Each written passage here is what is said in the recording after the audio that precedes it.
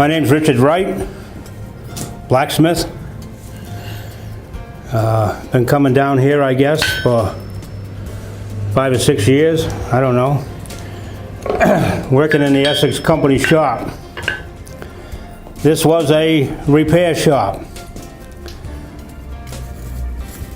They did whatever they had to do to keep the company up and running, the canals, the locks.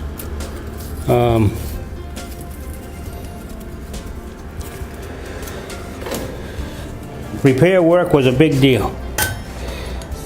You can't have manufacturing if you can't fix it.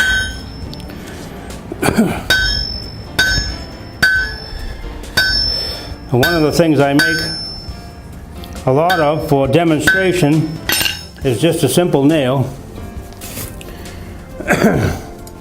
because it's hard to talk, walk, and chew gum at the same time. So nails are fairly simple. It's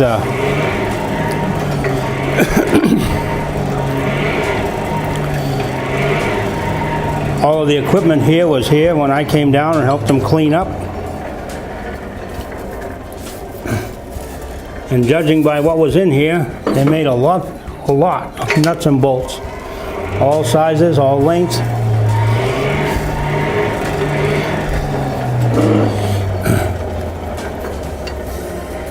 I have my own shop out in southern New Hampshire.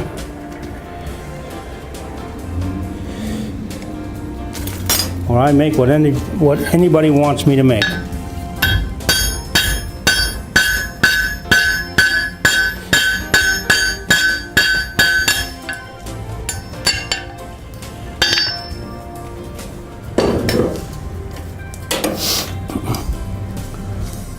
So we have a nail. A good blacksmith in the 18th, 19th century could make 1,000 nails in a day. I'm a little bit slow.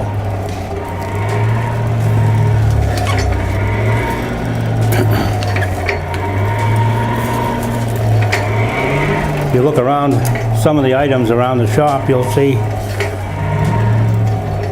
they used to make a lot of masts and jibs for unloading the barges along the river. They didn't have forklifts driving around when the 1880s, when this was running.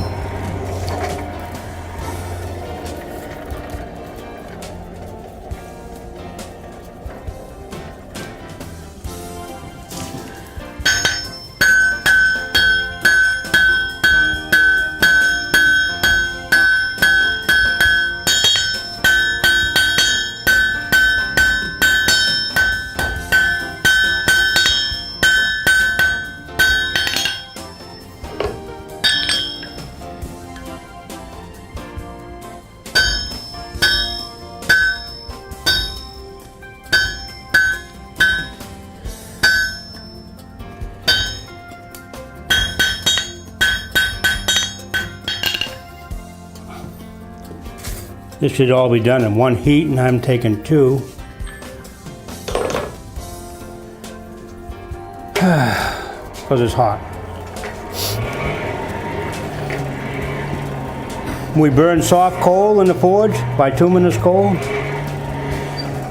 Provides a nice, even, steady heat.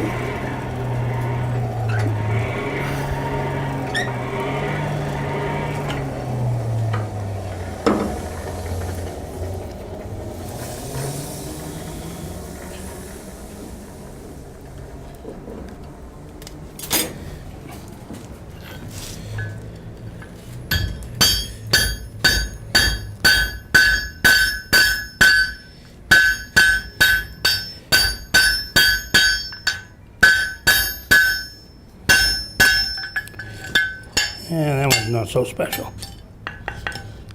That one got a little hot. These are better. These are the ones I made this morning. And they're a little bit better. The fire is really hot now. It should be cleaned.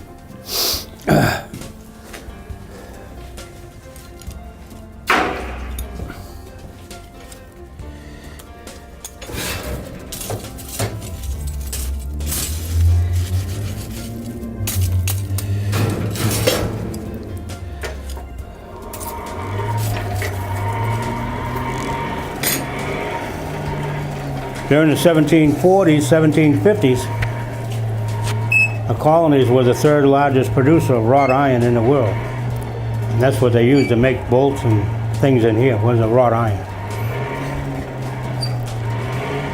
And how are you?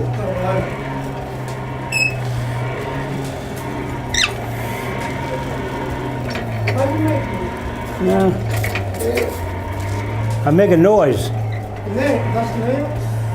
I make good noise. I make a lot of noise.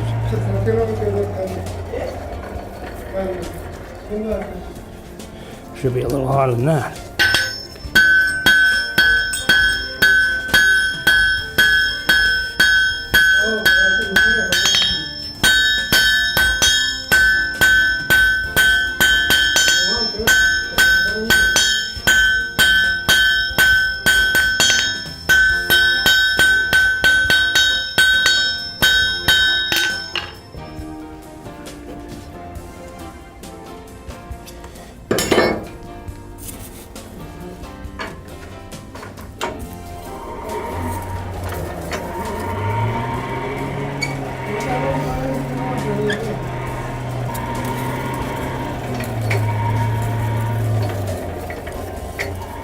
I don't know.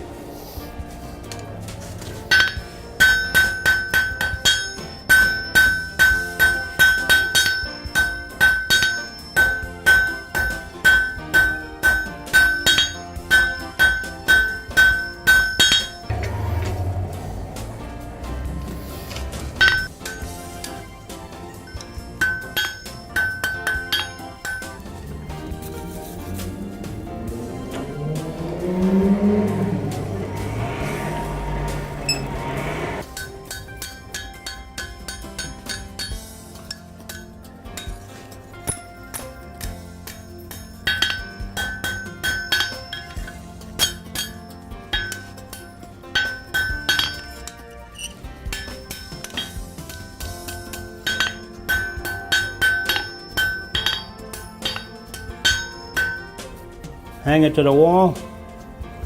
Who knows?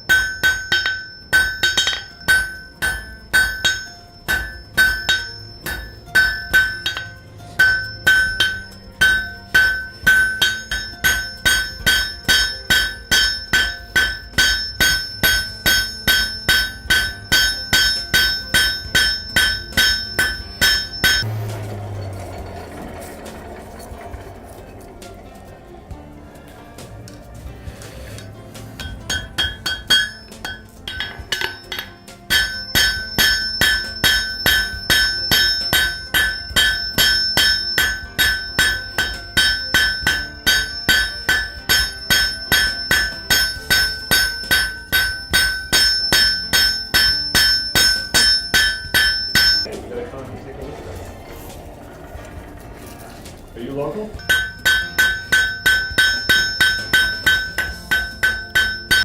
Start to build a stronger blacksmith. Don't get me going. I mean, the iron works. Saugus will close up in the beginning of... they weren't the first ones off the boat, but they were the second. Well, 4 years later.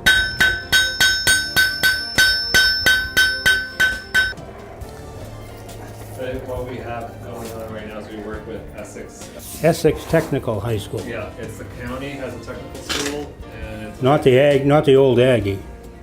okay. So the school was actually, the address was actually Maple Street in Hawthorne, Okay. but most people call it Danvers.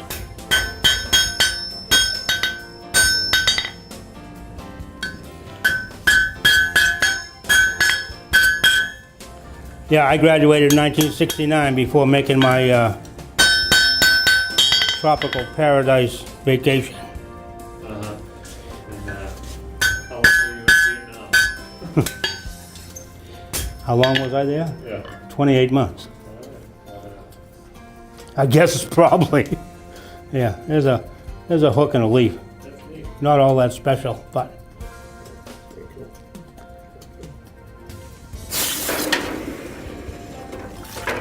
and usually we don't cool things off like that because it makes the molecules do funny things. They don't like it. This forge is probably, I'm gonna guess it's a railroad forge or mill forge, probably from the 1930s. They would have had just by the looks of what was here, they probably had a big bellows here. Forge would have been in the same position.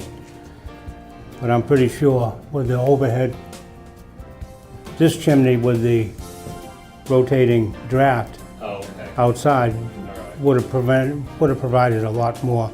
But I would say originally it was probably could have even been a wooden forge, which I use a lot. Uh-huh. Did you just line it with fire brush? No, I just line it with wood ash. That's it. And so far I've been using mine for 12 years. It's got a few little burn pockets in it, but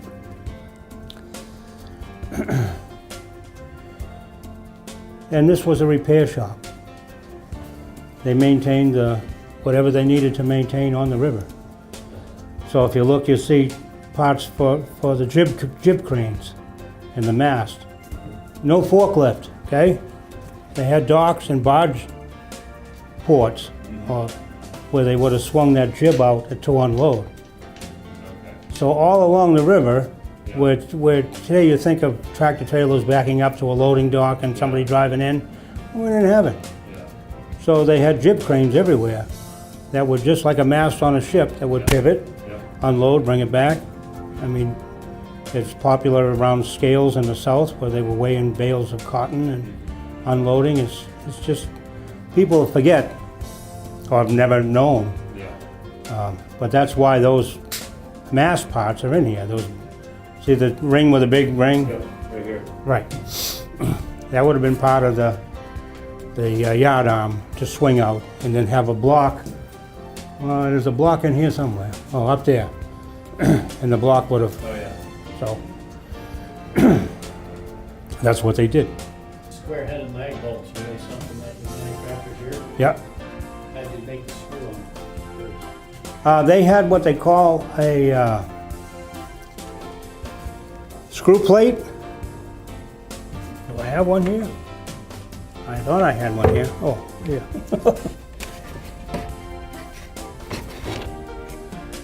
So it's very similar to what you know as a die, Yeah. Oh, yeah. except this is a small size. And the dies in here are just similar to a die, but they're adjustable. And the set I have at home is a Little Giants called, made in Greenfield, Mass. And these are adjustable because we're not making anything round here. We're not machining it. So there's a slight difference. I don't care how good you are. You're going to have a little bit of an egg shape. And if you use a rigid die, you're going to break it. So these were adjustable, so you could sneak up on it until you got the size that worked for the nut. And the taps were the same in that instead of having the little taps we have today, they had taps that were, you know, this is, I know it says on there somewhere, but I've gone blind. This is a 6 thread per inch. So no matter what the diameter is, it's going to give you 6 threads. So all of those lag bolts, carriage bolts were all made here. When we came in here and cleaned this up about 5 or 6 years ago, there was underneath this bench, there was probably 1,000 different size nuts and bolts. So that's what they were doing here to maintain probably the locks, the areas that were subject to most wear and tear and corrosion.